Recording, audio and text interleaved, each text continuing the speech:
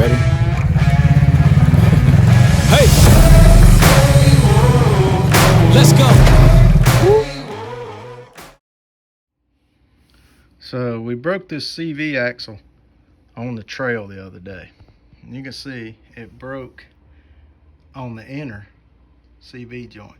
So this is kind of a worst case scenario on the trail, because what you're left with is this whole axle sitting in the wheel here, and it's got to come out of the way so you can get home. The problem is what we ran into: if you just pull this piece out completely like that, leave that up in there, if you try to drive it home, all the bearings will fall out of this hub, which is what happened to us. We've replaced the bearing already, but the bearings came out trying to just run it home with the tire on it and the wheel on it like that. So I think we got an idea, if you don't have a replacement axle on the trail, how you can separate this CV joint on the trail and stick just the outer part of this CV joint back through the hub, put the castle nut back on it, and then you can mount your tire back on there and drive it home in one piece. You'd only have 3 axles, but you won't, you can get off the trail if you need to.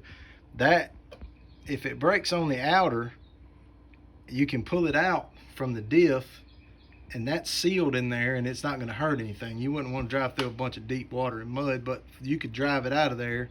And a lot of times that's the way they break. You see a lot of videos where they break out here on the outer, and they just pull it out of the diff and drive it on, the old ghost axle thing. But when it breaks on the inside like that, and you've got all this axle flopping around in there, it just does, you can't get out like that. So we're gonna try and make a video about what you could do on the trail, and we'll show you as we go. So first thing you got to do is get this boot out of the way. So you just want to take a knife, you need a razor knife or something, and just cut this boot out of your way. Unless you got some way to, a tool or something to release those tabs, you can do that with a pair of needle nose pliers or something if you want to try that. Just got to get that boot out of the way first. So as you see, we're just cutting this boot off of it. It's full of grease and crap in there, but I mean, the axle's ruined anyway. You're gonna have to replace it, so no big deal. Just cut this boot out of your way, get it where you can see that CV joint. All right, so once we got that boot out of the way, pulled some of that grease out where you can see the CV joint there, take a strap, wrap it around a tree, all the way around the tree, hook it back to itself like this.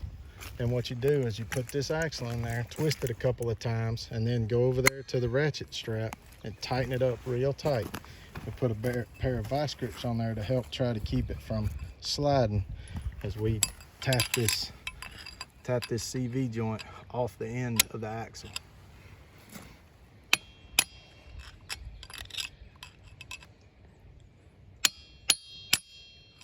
Kind of tap it around in a circle.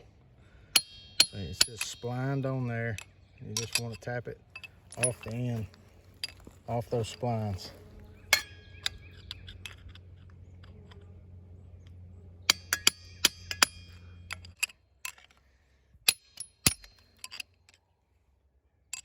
Get that in the good grease now.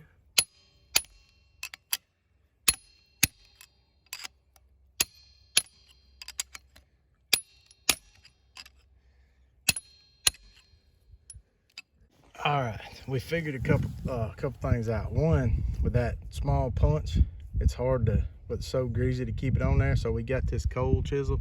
It's got a flatter edge on it. You can really get a better bite. So I carry something like that, or a big screwdriver, or a chisel of some sort where you can get on that edge better. And then boom, it came right off. So you want to have a hammer and a little chisel like that, or like I said, a real big screwdriver, something that you'd carry in your toolbox. And now you've got this outer CV joint you can stick back in the wheel, put that castle nut back on it, and it'll hold the bearings and everything in place, and nothing's going to be flopping around on the trail. So I'll cut to us putting it back in there and putting the wheel back on so you can see what we're talking about. All right, so now you can take that outer CV joint and put it back in the hub before you put your wheel back on, and that'll hold your bearings in so that you could drive home on 3 axles and get you out of a pickle. So So just stick this back in there.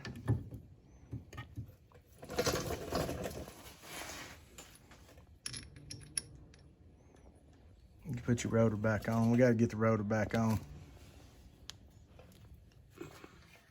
Alright, so we persuaded that rotor back up on there with a dead blow hammer just a little bit. Keep that in mind.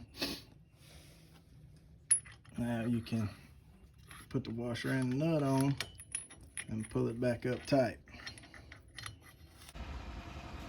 So after you do that, here's what you got. You just stick that outer CV half of that joint back in, stick it through there, line your rotor up on the splines, and you can just run it up tight, tighten it down, put the cotter pin back through it, and you should be able to ride out like that without tearing anything else up.